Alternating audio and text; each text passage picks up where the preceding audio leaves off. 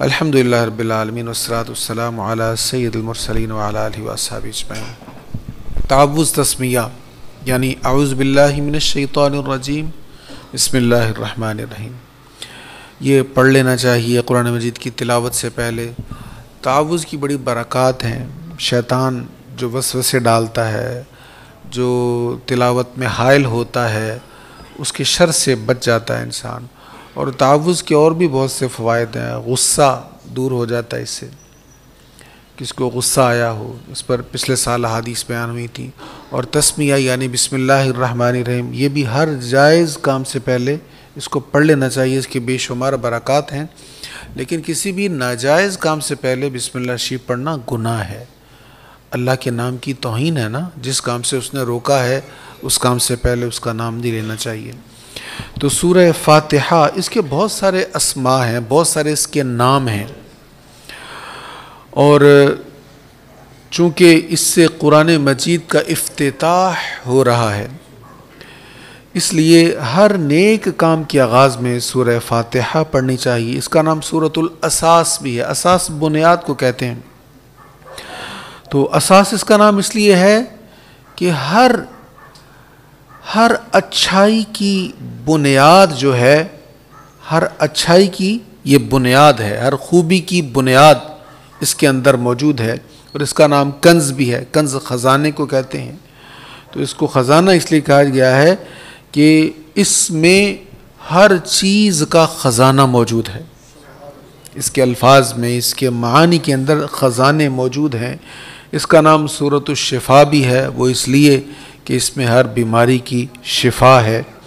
اس کا نام سورۃ الکافیہ بھی ہے، اس لیے کہ ہر مہم میں یہ کافی ہے، تمام مہمات میں یہ کفایت کرنے والی ہے۔ اس کا نام سورۃ الدعاء بھی ہے، جو مطلوب کی طرف متوجہ کرتی ہے، رب کریم کی بارگاہ کی طرف متوجہ کرتی ہے۔ صحابہ کرام علیہم الرضوان نے یہ سورت پڑھ کر دم کیا، صحیح بخاری میں یہ حدیث ہے۔ تو حضور علیہ الصلوۃ والتسلیم کی بارگاہ میں آ کر بتایا، حضور ہم نے دم کیا تو وہ قبیلے کا جو سردار تھا اس کو شفا ہو گئی، وہ ٹھیک ہو گیا، انہوں نے 30 بکریاں ہمیں دیں، تو حضور ہمارے لیے جائز ہیں؟ تو ہم نے فرمایا ہاں تمہارے لیے جائز ہیں، یہ صورت میں نے ہی تمہیں سکھائی ہے، اس میں سے میرا بھی حصہ دو۔ تو سرکار کریم علیہ الصلوۃ والتسلیم کے صحابہ نے اس کو بطور دم اس کو پڑھا ہے، اور اس میں یہ دلیل ہے کہ سورہ فاتحہ ہر مرض کی شفا ہے، اور کوئی بھی مرض ہو تو اس کی شفا حاصل کرنے کے لیے اس کو پڑھ کر دم کیا جا سکتا ہے۔ اس سے آگے سورۃ البقرہ ہے، بقرہ قوف کے ساتھ، بقرہ یہ گائے کو کہتے ہیں، تو اس میں گائے کا واقعہ اس مناسبت سے اس کا نام سورہ بقرہ ہے۔ اس کی تیسری آیت میں، پہلے رکوع کی تیسری آیت میں ارشاد ہے کہ ایمان والوں کی صفات بیان ہوئی نا، متقین کی صفات بیان ہوئی۔ پہلے یہ بیان ہوا کہ یہ عظیم الشان کتاب ہے اور اس میں کسی شک کی گنجائش نہیں، یہ متقین کے لیے ہدایت ہے جو غیب پر ایمان لاتے ہیں، نماز قائم کرتے ہیں۔ اور متقین کی کیا صفت بیان ہوئی؟ مما رزقناہم ينفقون، جو ہم نے ان کو دیا ہے اس میں سے ہماری راہ میں خرچ کرتے ہیں۔ تو متقین جو ہوتے ہیں ان کو جو اللہ نے دیا ہے، ہر چیز ہے، آپ کے پاس علم ہے، آپ اس کو اللہ کے راستے میں خرچ کریں۔ آپ کے پاس کوئی اچھا گر ہے، کوئی اچھا فن ہے، کسی کو اس سے فائدہ ہو سکتا ہے، آپ اس کو اللہ کے راستے میں خرچ کریں۔ آپ کے پاس طاقت ہے، آپ کے پاس مال ہے، کچھ بھی ہے، جو اللہ نے دیا، ماں کا مطلب جو ہے، اور جو میں بڑی وسعت ہے۔ جو میں کیا ہے؟ وہ کیا ہے جو میں نہیں ہے؟ ہر چیز جو میں موجود ہے۔ تو فرمایا متقی جو ہوتا ہے نا، اس کے پاس جو بھی صلاحیت ہوتی ہے، جو بھی نعمت ہوتی ہے، وہ کوشش کرتا ہے اپنی ہر صلاحیت کو اللہ تعالیٰ کے راستے میں خرچ کرے۔ اللہ ہمیں اس کی توفیق عطا فرمائے۔ اس سے اگلے رکوع میں اللہ تعالیٰ نے منافقین کے بارے میں فرمایا، صم بکم عمی فہم لا یرجعون، بہرے ہیں، گونگے ہیں، اندھے ہیں، پس وہ ہدایت کی طرف رجوع نہیں کرتے۔ اب جن کو بہرے گونگے اندھے کہا، حالانکہ وہ آنکھوں والے تھے، حالانکہ بولنے والے تھے۔ اب منافقوں کا سردار عبداللہ ابن ابی، وہ بڑا قادر الکلام تھا، بڑا فصیح اللسان تھا، وہ بیان کرتا، لوگ چلتے چلتے رک جاتے اس کی باتیں سننے کے لیے. قرآن کہہ رہا گونگے ہیں. تو وہ دیکھنے والے بھی تھے، لیکن قرآن نے انہیں کہا یہ اندھے ہیں. تو بہرے گونگے اندھے ان کو کہا جا رہا ہے جو آنکھوں والے ہیں، جو دیکھنے والے ہیں، جو بولنے والے ہیں. کیوں کہا گیا انہیں؟ اس لیے کہ وہ اپنی ان حواس کو اللہ کے راستے میں خرچ نہیں کرتے تھے، یا ان حواس سے حق کو قبول نہیں کرتے تھے. ہمارے ہاں بھی تو ہوتا ہے نا، ہم کسی کو کوئی چیز دکھائیں اور وہ اس کو دیکھ کر سمجھے نا تو ہم کہتے ہیں اندھا ہے تو، تجھے نظر نہیں آ رہا، کہتے ہیں نا ہم. یا کسی کو کوئی بات کہیں اور وہ سمجھے نا تو ہم کہتے ہیں بہرا ہے تو، میں نے تجھے کہا سمجھ نہیں آئی، تجھے آواز نہیں آئی. تو ہم بھی جس طرح کہتے ہیں اسی معنی میں قرآن نے اسی محاورے میں کہا ہے کہ جو حق کو دیکھ کر قبول نہیں کرے وہ اندھا ہے، کیونکہ اس نے آنکھوں کا مقصد پایا ہی نہیں ہے. جو حق جان کر زبان سے اس کا اظہار نہ کرے وہ تو گونگا ہے، کیونکہ زبان کا جو مقصد تھا وہ اس نے حاصل ہی نہیں کیا. اس لیے وہ اکثر میں شعر کہا کرتا ہوں کہ آنکھوں کا، دل کا، ہر چیز کا کوئی نہ کوئی مصرف ہے، اور ایک مصرف یہ ہے دل یاد لئی بنایا ہے تعریف لئی زبان، تے اکھیاں بنائیاں سونے دے دیدار واسطے. انہیں نہ دیکھا تو کس کام کی ہیں یہ آنکھیں، انہیں نہ دیکھا تو کس کام کی ہیں یہ آنکھیں کہ دیکھنے کی ہے ساری بہار آنکھوں میں. رمضان کریم کی پہلی حسین رات ہے، دعا مانگو. ہم اس لائق تو نہیں، اللہ تعالی ہمیں حضور کا دیدار کروا دے. اس لائق نہیں ہے ہم، واللہ اس لائق نہیں ہے. بس اللہ اپنے محض کرم سے یہ سعادت عطا فرما دے. اس سے اگلے رکوع میں ارشاد ہے، آیت نمبر 29 ہے سورہ بقرہ کی، وہی ہے جس نے تمہارے نفع کے لیے زمین میں سب چیزوں کو پیدا کیا. یہ بڑی اہم چیز ہے یہاں پر بیان فرما. هو الذی خلق لکم ما، یہ ما بھی وہی جو کے معنی میں، ما فی الارض جميعا، جو زمین میں پیدا کیا سب تمہارے نفع کے لیے. یہاں سے علماء نے ایک اصول بیان کیا کہ ہر چیز بنیادی طور پر جائز ہے.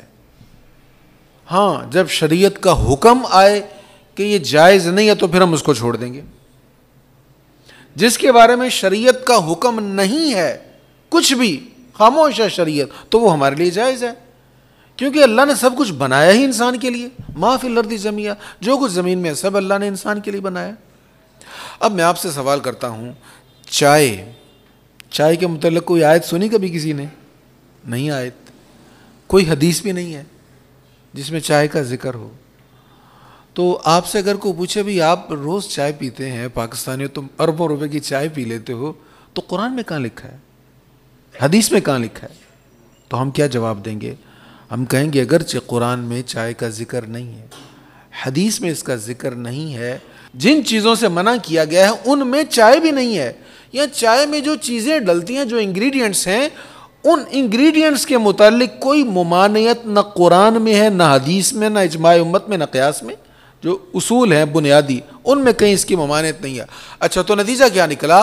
جس کی ممانعت نہیں ہے، جائز ہونے کا بھی ذکر نہیں ہے، ناجائز ہونے کا بھی ذکر نہیں، لہٰذا وہ جائز ہے. اب یہ اصول ہے کہ کسی بھی چیز کے متعلق ہم یہ نہیں کہیں گے بھئی تم یہ جو کام کر رہے بتاؤ کہاں لکھا ہے. اگر کہیں لکھا ہے تو جائز ہے، اگر کہیں نہیں لکھا تو یہ جائز نہیں ہے. یہ اصول غلط ہے.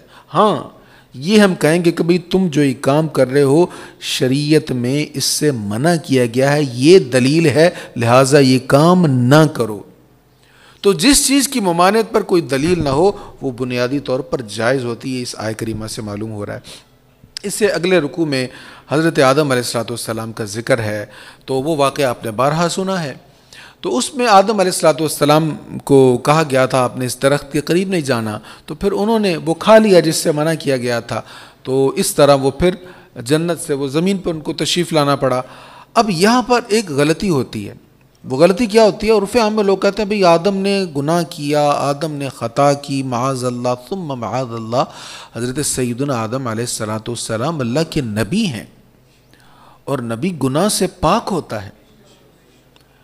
آدم علیہ السلام کو اگر آپ معاذ اللہ گناہ گار کہو گے، وہ تو گناہ گار نہیں ہوں گے، اپنے ایمان کا کام خراب ہو جائے گا.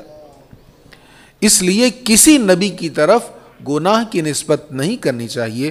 تو وہ آیت کیا؟ فَأَزَلَّهُمَ الشَّيْطَانُ، پس شیطان نے انہیں اس درخت کے ذریعے لغزش میں مبتلا کیا.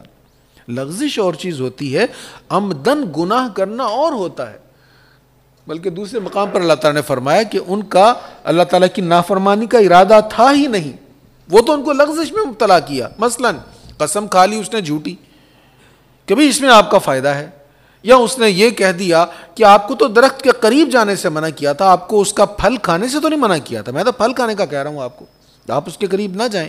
تو ان کو لغزش میں مبتلا کیا تھا. تو کسی بھی نبی علیہ الصلوۃ والسلام کے بارے میں یہ تصور بھی گناہ ہے کہ ہم ان کے بارے میں یہ خیال کریں کہ وہ معاذ اللہ گناہ گار ہیں. تمام انبیاء گناہوں سے پاک ہیں. اس سے آگے ارشاد ہوتا ہے اگلے رکوع میں، بڑی اہم آیت ہے، وَاسْتَعِينُوا بِالصَّبْرِ وَالصَّلَاةِ وَإِنَّهَا لَكَبِيرَةٌ إِلَّا عَلَى الْخَاشِعِينَ، اور صبر اور نماز سے مدد حاصل کرو، بے شک یہ ضرور دشوار ہے سوا ان لوگوں کے جو اللہ کی طرف جھکنے والے ہیں. یہ جو کہا گیا نا صبر سے نماز سے مدد حاصل کرو، یہ اسی کے لیے ہے جو اللہ کی بارگاہ میں جھکنے والا ہے. دکھ میں، مصیبت میں، پریشانی میں آپ کو ہیلپ چاہیے، آ جائیں اللہ کی بارگاہ میں، نفل پڑھنے شروع کر دیں، مدد مل جائے گی. اور دوسرا ٹول کیا زبردست چیز، وہ ہے صبر. صبر انسان کو بڑے بڑے مصائب کا سامنا کرنے کا حوصلہ دے دیتا ہے، اور بے صبرہ انسان خوشحال زندگی میں بھی مطمئن نہیں ہوتا.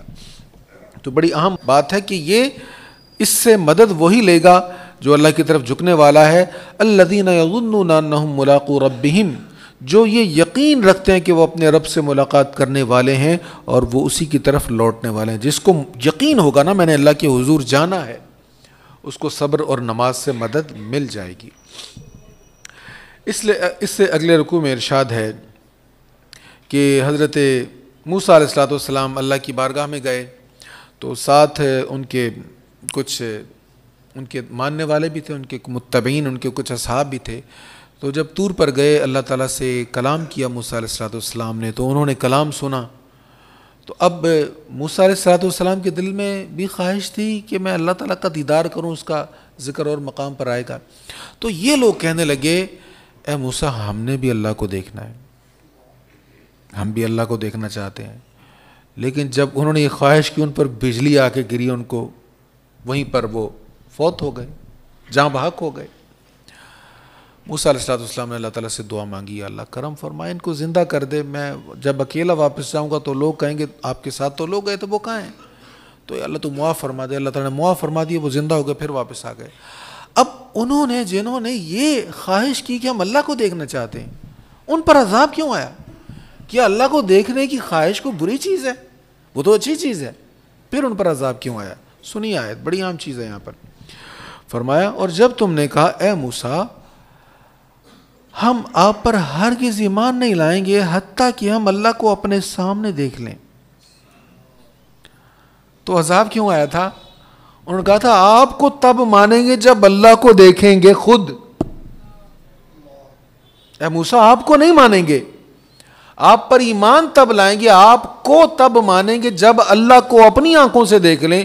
اللہ نے کہا اچھا تم میرے نبی کو چھوڑ کر ڈائریکٹ میری طرف آ رہے ہو، لو پھر عذاب آیا تم پر. اب جس نبی کا امتی ہے سبق اس کے لیے ہے کہ اللہ کی بارگاہ تک پہنچنا ہے نا تو پہلے اپنے نبی تک پہنچو، جو وہ کہہ رہا ہے اس پر ایمان لاؤ، اور جیسے وہ کہہ رہا ہے ویسے اللہ پر ایمان لاؤ.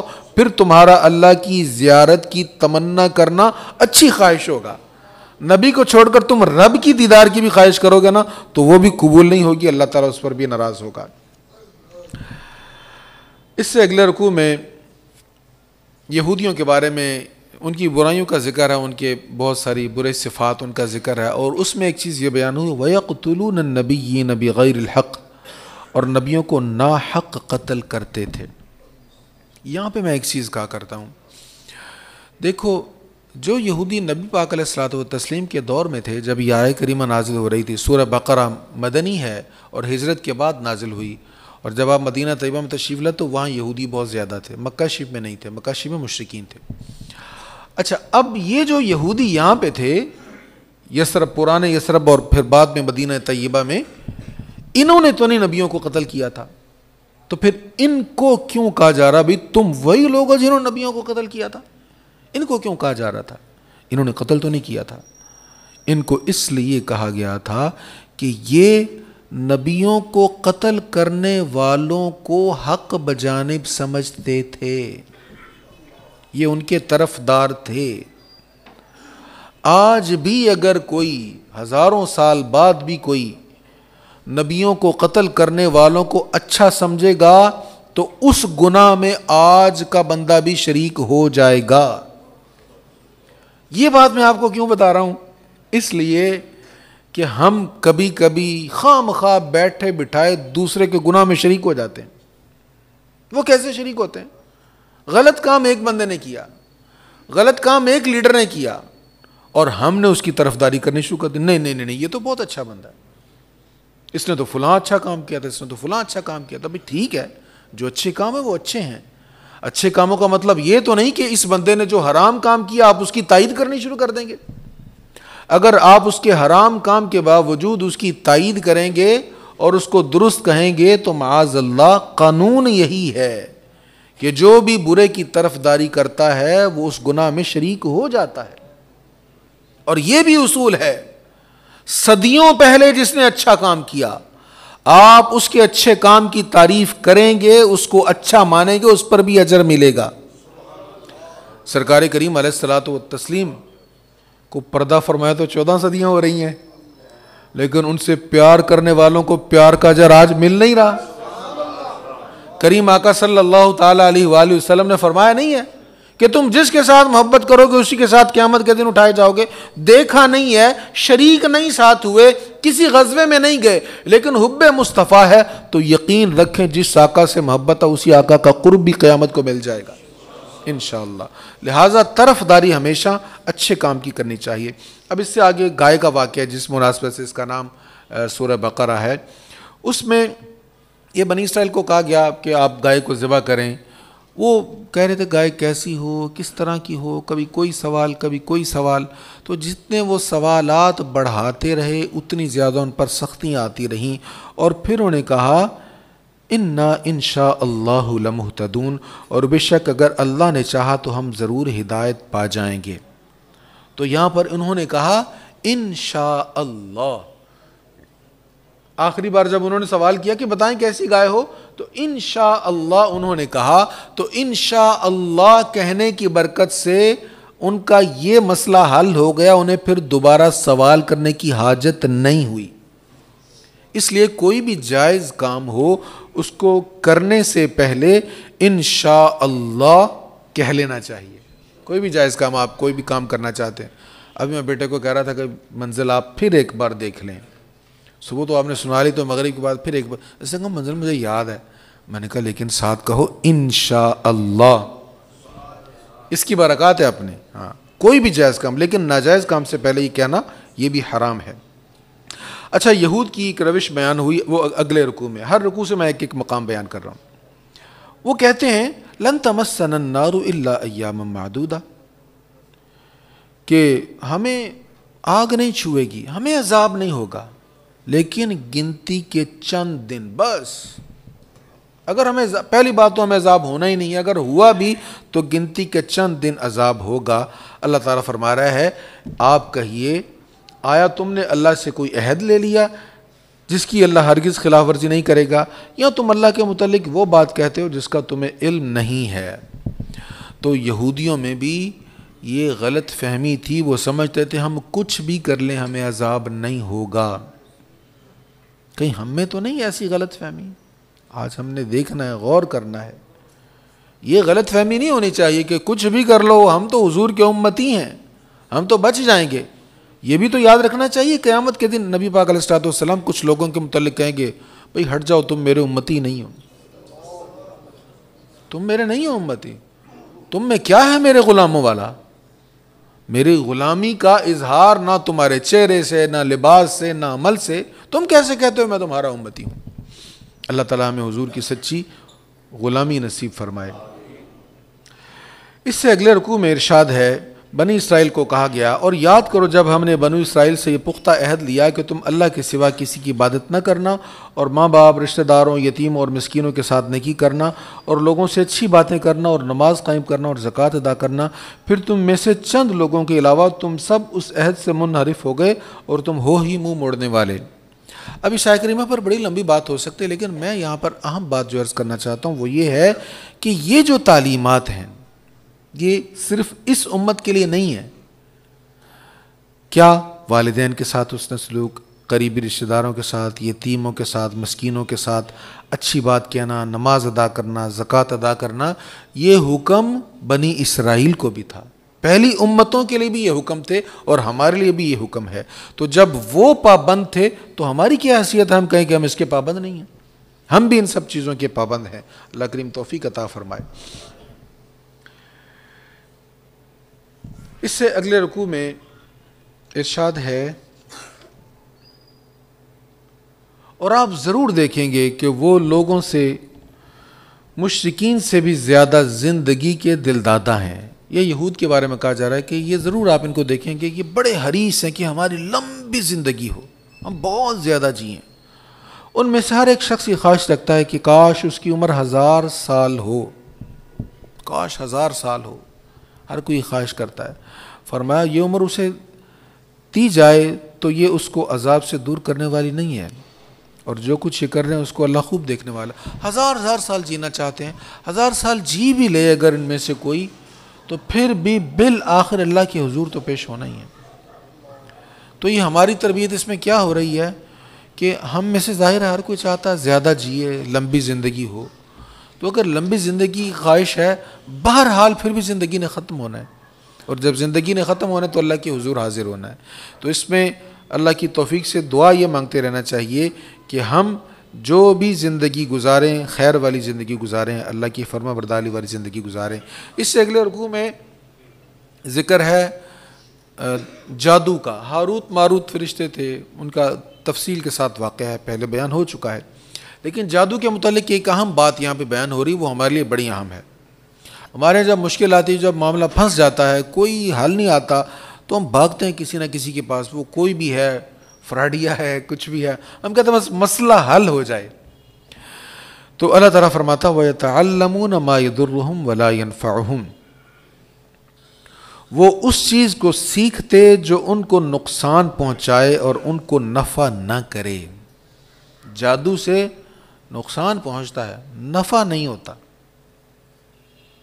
تو ادھر ادھر اوروں کے پاس جا کر، کوئی عیسائی کے پاس جا رہا ہے، کوئی کس کے پاس جا رہا ہے، زیادہ خواتین میں کام ہے، مرد بھی پیچھے نہیں ہے۔ تو یہ سب معاملات کب ہوتے ہیں؟ میرے استاد صاحب ہیں شیخ الحدیث مولانا محمد نذیر صاحب گوندل، زیدہ شرف و حیات ہیں، بزرگ شخصیت ہیں۔ کئی بار کوشش کی ان کو یہاں لاؤں، آپ ان کی زیارت کریں، میرا خیال 80+ ہوں گے۔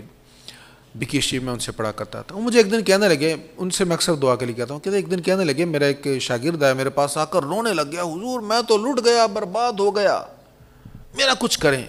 کہتے میں نے اس کو ڈانٹ کر کہا کہ تہجد کے وقت اٹھ کر اللہ کو مانگ اس سے، مجھے جو دکھڑے سنا رہا رب کو سنا 21 دن یہ کام کر، تیری بگڑی نہ بنے تو پھر مجھے بتانا۔ استاد صاحب کہتے ہیں ابھی 3 یا 4 دن گزرے تھے، مجھے اس کا فون آ گیا، استاد جی اس نسخے پر عمل کیا، مسئلہ حل ہو گیا۔ تو مسئلوں کا حل جو ہے وہ تو رب کریم کی بارگاہ میں ہے نا۔ تو اللہ تعالیٰ سارے مسئلوں کا حل کرنے والا، وہ کہتا بندو مجھ سے مانگو میں تمہیں عطا کروں گا، اور رات کے پچھلے بار روز وہ کہتا مجھ سے مانگو، کیا چاہیے تمہیں مجھ سے مانگو میں تمہیں عطا کروں گا۔ اور رمضان کریم میں تو اس کی کرم نوازی کی برکھا چھما چھم برس رہی ہے۔ اس سے اگلے رکوع میں ارشاد ہے کہ بہت سے اہل کتاب ان پر حق واضح ہو جانے کے باوجود اپنے حسد کی وجہ سے یہ چاہتے ہیں کہ کاش وہ ایمان کے بعد تم کو پھر کفر کی طرف لوٹا دیں۔ اہل کتاب، ایمان والو، تمہارے بارے میں یہ چاہتے ہیں کہ تمہیں کفر کی طرف لوٹا دیں، اس لیے اس معاملے میں ان پر اعتماد نہ کرنا۔ اچھا وہ کیوں تمہیں کفر کی طرف لوٹانا چاہتے ہیں؟ حسد کی وجہ سے۔ یہود کی بربادی کا سبب ان کا حسد تھا، وہ حضور علیہ السلام سے حسد کرتے تھے۔ تو حسد بہت بڑی بیماری ہے، بہت بڑی روحانی بیماری ہے، اور ہمارے معاشرہ میں عام ہے۔ ہم کسی کو ترقی کرتا دیکھ لیں ہمیں برداشت نہیں ہوتا، یہ حسد ہے۔ کوئی جو پہلے غریب تھا اس کا انحصار ہماری زکوٰۃ پر تھا یا ہماری مدد پر تھا، آج وہ ہمارا طلبگار نہیں رہا، ہماری طرف متوجہ نہیں، تو ہمیں برا لگتا ہے، یہ کل تک تو ایسے کرتا رہا تھا اب یہ ہو گیا ہے۔ یہ کیا ہے؟ یہ حسد ہے۔ کوئی ہم سے بڑھ گیا مال میں تو ہمیں گوارا نہیں ہوتا، یہ کیوں ایسے ہو گیا، ہمیں یہ حسد ہے۔ کوئی حسین زیادہ تھا ہم سے، کوئی طاقتور زیادہ تھا ہم سے، تو کسی انسان میں کوئی خوبی جو خوبی دیکھ کر ہمیں اچھا نہ لگے، ہمیں برا لگے، ہم چاہیں کہ اس کے پاس وہ نہ ہو، یہ حسد ہے۔ اور یہ حسد جو ہے حضور علیہ الصلوۃ والسلام نے فرمایا نیکیوں کو ایسے کھا جاتا ہے جیسے آگ لکڑی کو کھا جاتی ہے۔ حسد بہت بڑا گناہ ہے۔ اچھا حسد کی اتنی مذمت کیوں ہے؟ اتنی مذمت کہ حسد کرنے والے کی نیکیاں ضائع ہو جاتی ہیں۔ حسد اتنی مذمت اس لیے ہے کہ دیکھو ایک بندے کے پاس مال ہے، دولت ہے، طاقت ہے، جس پہ ہمیں غصہ آ رہا ہے، اس کے پاس جو ہے معاشرے میں اس کی عزت ہے، یہ اس کو کس نے دی ہے؟ اللہ نے دی ہے نا، اللہ نے عطا کیا۔ اب ہم چاہتے ہیں اس کے پاس نہ ہو تو ہم اعتراض کس پر کر رہے ہیں؟ دینے والے پر۔ اللہ کہہ رہا ہے میں نے اس کو دیا، بندے تو کون ہوتا ہے میری تقسیم پر اعتراض کرنے والا؟ تجھے اپنا نہیں پتا تو اس لائق تھا جو میں نے تجھے دیا ہے؟ هل اتى على الانسان حين من الدهر لم يكن شيئا مذكورا، اے انسان یاد کر اس وقت کو جب تو کوئی قابل ذکر چیز ہی نہیں تھا، ہم نے تجھے وجود بخشا۔ تو ہر کسی کو یہ غور کرنا چاہیے کہ میرے پاس جو کچھ ہے کیا میں اس میرٹ پر تھا؟ کیا میرا استحقاق تھا؟ میں تو مستحق نہیں تھا، میرے رب نے تو محض اپنے فضل سے مجھے انسان بنا دیا، اپنے فضل سے مجھے سب کچھ عطا کر دیا۔ تو جب مجھے اس نے بغیر کسی استحقاق کے اتنا کچھ دے دیا ہے تو اپنے کسی اور بندے کو اگر دیا تو مجھے کیوں برا لگتا ہے؟ تو کسی میں بھی کوئی چیز دیکھیں، اگر دل میں ملال آئے، دل کو برا لگے تو کہہ دیں ماشاء اللہ، اللہ اور برکت عطا فرمائے۔ یہ نفس کو کوڑا مارنا ہے، جو نفس اندر سے ابھار رہا ہے نا اس کی مخالفت کے لیے، اس کو کوڑا ماریں ماشاء اللہ کہہ کے، اس کو اور برکت کی دعا دے کر۔ اس سے آگے اگلے رکوع میں ارشاد ہے اور اس سے بڑا ظالم اور کون ہے جو اللہ کی مساجد میں اس کے نام کے ذکر سے منع کرے اور ان کو ویران کرنے کی کوشش کرے۔ جو مساجد میں اللہ کے ذکر سے روکے یا مساجد کو ویران کرنے کی کوشش کرے وہ بڑا ظالم ہے، قرآن فرما رہا ہے۔ تو اللہ نہ کرے ہم کبھی بھی ایسے ہوں، تو انشاءاللہ ہم تو ایسے نہیں ہیں جو مساجد میں اللہ کے ذکر سے کسی کو روکیں یا مسجد کی ویرانی چاہیں، لیکن اس کا الٹ دیکھیں۔ اس کا الٹ کیا ہے؟ مساجد کو آباد کرنے کی کوشش کرنا، مساجد میں اللہ کے ذکر کی کوشش کرنا، یہ اس کا برعکس ہو گیا نا۔ تو جو ویران کرنے کی کوشش کرے، جو ذکر سے روکے، وہ بڑا ظالم، اور جو ذکر کرے، ذکر کروائے، مساجد کو آباد کرے، وہ اللہ کا پیارا۔ تو اس کا الٹ بھی تو ہے نا ہمارے لیے۔ اللہ ہمیں توفیق دے ہم مساجد کی رونقوں کو بڑھائیں، اس میں اللہ کے ذکر کو، اس کی باتوں کو، اس کی یادوں کو بڑھائیں، تاکہ اللہ تعالی ہم سے راضی ہو جائے۔ اس سے اگلے رکوع میں ارشاد ہے وَاتَّخِذُوا مِن مَقَامِ إِبْرَاهِيمَ مُصَلًّى، اور مقام ابراہیم کو نماز پڑھنے کی جگہ بنا لو۔ مقام ابراہیم ایک پتھر ہے، یہ حرم شریف میں کعبہ شریف کے بالکل قریب ہے۔ مسجد حرام میں جب بیت اللہ شریف میں زیارت کے لیے اللہ تعالیٰ ہم سب کو بار بار بادب لے جائے، تو حرم کعبہ میں، صحن کعبہ میں یہ پتھر ہے، اور اس پتھر پر حضرت ابراہیم علیہ السلام کے نقش قدم ہیں۔ حضرت عمر کہنے لگے یا رسول اللہ صلی اللہ علیہ وسلم، ہم مقام ابراہیم کو مصلی بنا لیں، یعنی اس کے قریب نماز پڑھیں؟ حضور علیہ الصلوۃ والسلام نے یہ نہیں فرمایا کہ نہیں نہیں، سارا حرم ہی برکت والا ہے تو اس کے قریب تو میں جا کے کیوں نماز پڑھنی، وہ تو پتھر ہے، اس میں کیا خاص بات ہے؟ سرکار علیہ السلام خاموش تھے، تو یہ حصہ نازل ہوا کہ مقام ابراہیم کو مصلی بناؤ، اس کے قریب جا کے نماز پڑھو۔ کیوں بھائی، اس میں کیا خاص بات ہے؟ خاص بات یہ ہے کہ اس پتھر پر ابراہیم خلیل اللہ کے نقش قدم ہیں۔ جس پتھر پر ابراہیم خلیل اللہ کے نقش قدم ہوں، اس کے قریب جا کے نماز پڑھنے سے فائدہ ہوتا ہے جہاں حبیب خدا کے نقش قدم ہوں۔ جس غار حرا میں، غار ثور میں آقا کریم علیہ السلام کے قدم لگے، جہاں جہاں سے حضور گزرے، وہاں کتنی برکتیں ہیں، کتنی عظمتیں ہیں۔ اس سے اگلے رکوع میں ارشاد ہے قل اتحاجوننا فی اللہ وہو ربنا وربکم، آپ کہیے کیا تم اللہ کے متعلق ہم سے بحث کرتے ہو حالانکہ وہ ہمارا رب ہے اور تمہارا رب ہے، اور ہمارے لیے ہمارے اعمال اور تمہارے لیے تمہارے اعمال، اور ہم اسی کے ساتھ مخلص ہیں، وَنَحْنُ لَهُ مُخْلِصُونَ، ہم اسی کے ساتھ مخلص ہیں، یعنی خالص اس کے لیے عبادت کرنے والے ہیں۔ عبادت کا ریٹ بڑھ جاتا ہے، عبادت کا صحیح مول تب پڑتا ہے جب خالص اللہ کے لیے ہو۔ اخلاص بہت بڑی دولت ہوتی، کسی بھی عبادت میں ریاکاری نہیں ہونی چاہیے۔ اخلاص ہے کیا؟ اخلاص کی حقیقت یہ ہے کہ اللہ تعالیٰ کے سوا ہر چیز سے انسان بری ہو جائے، بے نیاز ہو جائے۔ جس عبادت میں ریاکاری کی بالکل آمیزش نہ ہو اس کو اخلاص کہتے ہیں۔ حضرت علامہ قرطبی علیہ الرحمہ فرماتے ہیں کہ عمل کو مخلوق کے دیکھنے سے بالکل پاک کر لو، یہ اخلاص ہے۔ حضرت جنید بغدادی فرماتے ہیں کہ اخلاص اللہ تعالیٰ اور بندے کے درمیان ایک راز ہے۔ بندہ کس کے لیے بات کر رہا ہے؟ صرف اللہ کے لیے، یہ اللہ اور بندے کے درمیان راز ہے۔ نہ اس کو فرشتے جانتے ہیں کہ لکھ سکیں، نہ اس کو شیطان جانتا ہے کہ اس کو فاسد کر سکے، اور نہ اس کو خواہش جانتی ہے کہ اس کو کسی طرف مائل کر سکے۔ بڑے خوش نصیب لوگ ہوتے ہیں جو عبادت کرتے ہیں اس نیت سے کہ میری عبادت صرف میرے رب کے لیے ہے۔ اللہ ہمیں توفیق دے۔ اس سے آگے دوسرا پارہ شروع ہو رہا ہے۔ اس کے پہلے رکوع میں ارشاد ہے کہ قبلہ تبدیل کرنے کا حکم وہ بارہا بیان ہوا ہے، اس کی میں صرف ایک چیز میں عرض کر دیتا ہوں۔ قبلہ تبدیل کرنا، جب حضور علیہ الصلوۃ والسلام نے بیت اللہ شریف کی طرف رخ کیا، مدینہ شریف میں آپ نماز پڑھ رہے ہیں بیت المقدس کی طرف رخ کر کے، اب بیت المقدس جو ہے وہ قبلہ شریف کے بالکل دوسری سمت میں ہے، اپوزٹ ہے بالکل، یعنی سمجھ لیں کہ ادھر بیت المقدس ہے اور ادھر بیت اللہ شریف ہے۔ جب آپ بیت المقدس کی طرف رخ کر کے نماز پڑھ رہے تھے، بیت المقدس کی طرف رخ کر کے نماز پڑھ رہے تھے تو بیت اللہ کی طرف آپ کی پیٹھ مبارک تھی، اور جب آپ نے بیت اللہ شریف کی طرف رخ کیا تو بیت المقدس کی طرف پیٹھ آ گئی، یعنی اس طرح وہ سمتیں تھیں۔ اب نماز کے دوران حضور علیہ الصلوۃ والسلام نے جب آسمان کی طرف دیکھا تو اللہ نے فرمایا حبیب ابھی جس قبلے پر آپ راضی ہیں ادھر اپنا رخ پھیر لیجئے۔ حضور نے ادھر رخ پھیر لیا، صحابہ کرام نے بھی ادھر رخ پھیر لیا۔ صحابہ کرام نے یہ نہیں پوچھا حضور نماز تو اللہ کی پڑھ رہے ہیں اور اللہ کے حکم کے مطابق ہمارا رخ تو قبلے کی طرف ہونا چاہیے، آپ نے دوسری طرف کیوں رخ کر لیا؟ حضور پہلے میں مسئلہ سمجھائیں، یہ نماز توحید خالص اللہ کی بات ہے، تو آپ نے ایسے ہی ہمیں ادھر رخ کر لیا تو ہم قبلے سے کیوں پھریں؟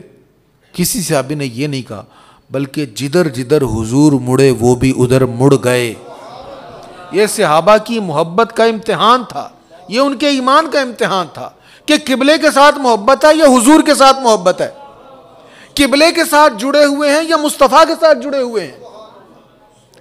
تو اس چیز کو اللہ تعالیٰ نے فرمایا وَإِن كَانَتْ لَكَبِيرَةً إِلَّا عَلَى الَّذِينَ هَدَى اللَّهُ، اور بے شک جن کو اللہ نے ہدایت دی ہے ان کے سوا سب پر قبلہ کا بدلنا بھاری ہے۔ قبلہ کا بدلنا آسان نہیں تھا کہ ادھر رک کر کے ہم نماز پڑھ رہے ہیں، ہم نے کہا منہ طرف قبلہ شریف کی نیت تھی ہے ہماری، لیکن حضور نے ادھر رخ کیا تو سب نے حضور کے پیچھے پیچھے ادھر رخ کر لیا۔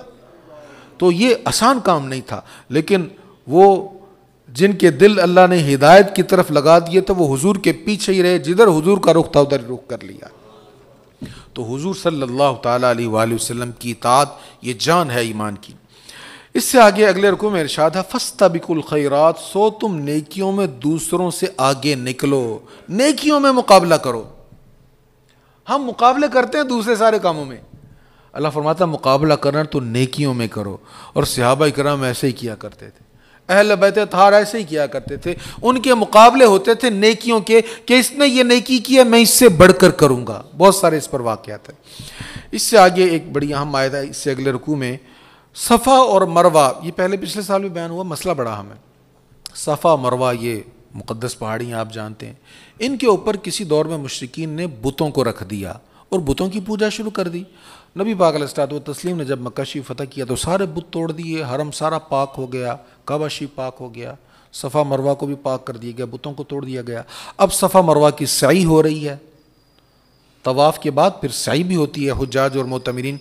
تو کچھ صحابہ کرام کے دل میں خیال ہے یہ تو وہ پہاڑیاں جن پر بت ہوا کرتے تھے، تو اب ہم عبادت یہاں کریں۔ تو ان کے دل میں وہ بتوں کے ساتھ جو نفرت تھی اس وجہ سے تھوڑا سا ان کے دل میں ذرا تھوڑا سا تردد تھا صفا مروہ پہاڑیوں کی طرف جانے کی وجہ سے، تو فرمایا ان الصفا والمروہ من شعائر اللہ، صفا مروہ اللہ کی نشانیوں میں سے ہیں۔ اگر بت پڑے تھے نا تو بت ایک الگ گندی چیز ہے، جب اس کو تم نے ہٹا دیا تو بت کی وجہ سے ان میں کوئی فرق نہیں آیا، ان کی تعظیم میں، چاہے سینکڑوں سال بت کیوں نہ یہاں پہ پڑا رہا، تو بت کی جو نجاست تھی صرف وہی نجاست ہے، یہ مقام پاک ہے، برکت والا ہے اور اللہ کی نشانیوں میں سے ہے۔ یہاں سے علماء نے یہ چیز بیان کی ہے، دیکھو اگر مسجد میں کوئی غلط کام ہوا ہے تو اس کا مطلب یہ نہیں کہ مسجد مقام غلط ہے۔ اگر حرم میں کسی نے جیب کاٹ لی ہے طواف کے دوران، اس کا مطلب یہ نہیں کہ حرم غلط مقام ہے، جو غلط کام کرنے والا وہی غلط ہے، غلطی اسی کے ساتھ ہے۔ ایسے ہی اگر اللہ کے کسی ولی کے مزار پر کوئی بندہ غلط کام کر رہا ہے تو اس کا مطلب یہ نہیں کہ مزار غلط جگہ ہے، وہ غلط کام کرنے والا غلط ہے، اس کے ساتھ ہی غلطی ہے، اور جو مقدس مقامات ہے اس کی جو تقدیس ہے اور ان کی جو شان ہے وہ اپنی جگہ برقرار رہے گی۔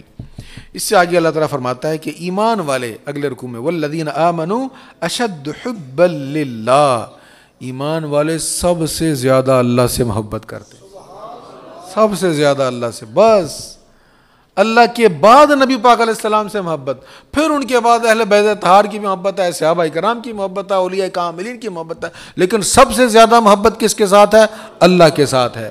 اللہ کے ساتھ محبت سب سے زیادہ ہے تو حضور کی اتنی نعتیں کیوں پڑھتے ہو بھائی، ساری رات پڑھتے رہتے ہو؟ اس لیے کہ اللہ ان سے پیار کرتا ہے، اللہ کے محبوب کا ذکر کرتے ہیں تاکہ اللہ ہم سے راضی ہو جائے۔ اس سے اگلا رکوع آخری رکوع ہے جو آج تلاوت ہوا، اس میں ارشاد ہے اللہ نے تم پر جس کھانا کو حرام کیا وہ صرف مردار، خون، خنزیر کا گوشت اور وہ جانور ہے جس پر ذبح کے وقت غیر اللہ کا نام لیا گیا۔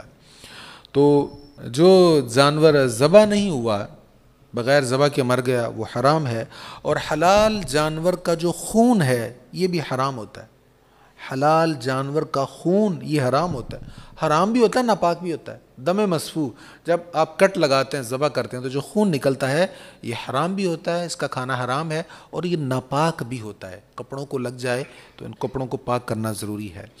اور خنزیر کا گوشت جو ہے یہ بھی حرام ہے۔ وما اہل بہ لغیر اللہ، وہ جانور جس پر ذبح کے وقت غیر اللہ کا نام لیا گیا وہ بھی حرام ہے۔ کوئی بھی جانور جب ذبح کرنا ہے، چاہے وہ قربانی کے لیے کرنا ہے، چاہے کسی کے ایصال ثواب کے لیے کرنا ہے، کوئی بھی جانور جب اس کو ہم نے ذبح کرنا ہے تو ذبح کرتے وقت نام صرف اللہ تعالیٰ کا ہوگا، کسی اور کا نام لیں گے تو وہ حرام ہو جائے گا۔ اس کے علاوہ جو کہا جاتا ہے بھی فلاں چیز پر آپ نے چونکہ ایصال ثواب کے لیے نام لے لیا کہ میرے والد صاحب کے ایصال ثواب کے لیے، تو یہ غیر اللہ کا نام آ گیا تو حرام ہو گیا، تو ایسی بات نہیں ہے۔